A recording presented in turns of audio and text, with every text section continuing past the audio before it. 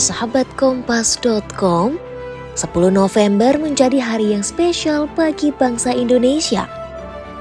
Ya, pada tanggal tersebut, Indonesia memperingati Hari Pahlawan yang tak lain untuk mengenang jasa pahlawan terdahulu yang gugur dalam membela tanah air.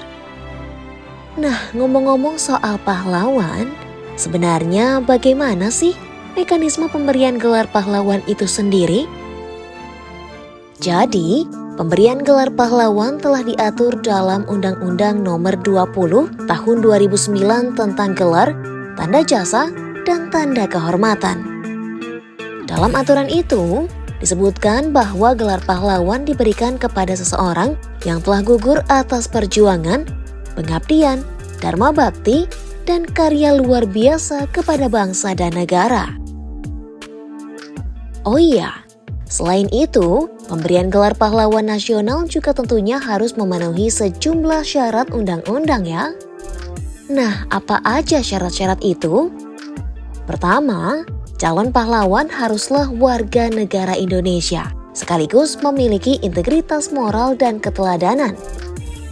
Kemudian, calon pahlawan juga harus berkelakuan baik dan setia terhadap bangsa. Tak hanya itu, syarat lain menjadi pahlawan yakni juga tidak pernah dipidana penjara di atas 5 tahun. Ini dia keterangan lengkapnya.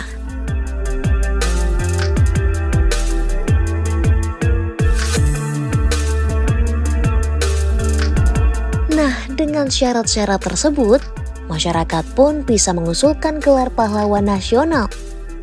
Jika dinilai memenuhi syarat berdasarkan pertimbangan tim peneliti dan pengkaji gelar pusat, nantinya usulan itu diajukan kepada Presiden Republik Indonesia untuk mendapatkan persetujuan penganugerahan pahlawan nasional sekaligus tanda kehormatan lainnya.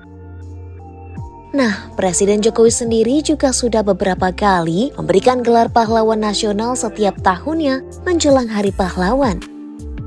Pemberian gelar ini dilakukan rutin sejak menjabat pada tahun 2014 hingga sekarang.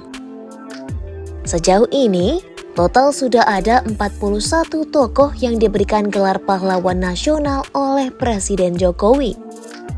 Mereka diantaranya Abdurrahman Baswedan, selaku tokoh dari Yogyakarta sekaligus kakek dari Gubernur DKI Jakarta, Anies Baswedan.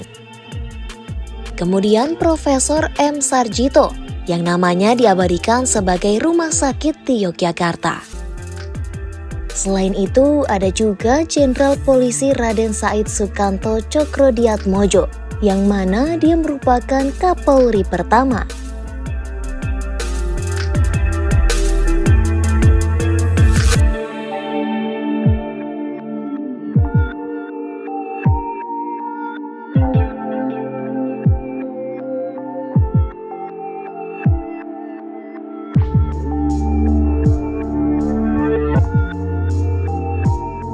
Oh iya, meski Hari Pahlawan ini merupakan salah satu hari yang penting bagi bangsa Indonesia, namun pemerintah tak menetapkan Hari Pahlawan ini menjadi hari libur nasional ya. Hal ini sesuai dengan Surat Keputusan Bersama atau SKB 3 Menteri yang menyebutkan Hari Pahlawan 10 November 2022 bukan termasuk tanggal merah atau hari libur nasional. Meski begitu, kalian tetap bisa merayakan hari bersejarah ini dengan sejumlah kegiatan positif.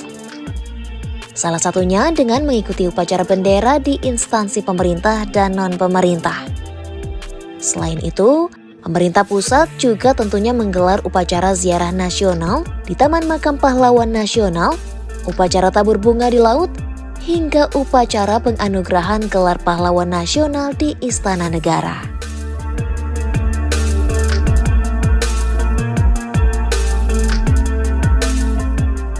Jadi itu ulasan soal syarat-syarat pengajuan pahlawan nasional hingga daftar pahlawan nasional selama Jokowi menjabat sebagai presiden.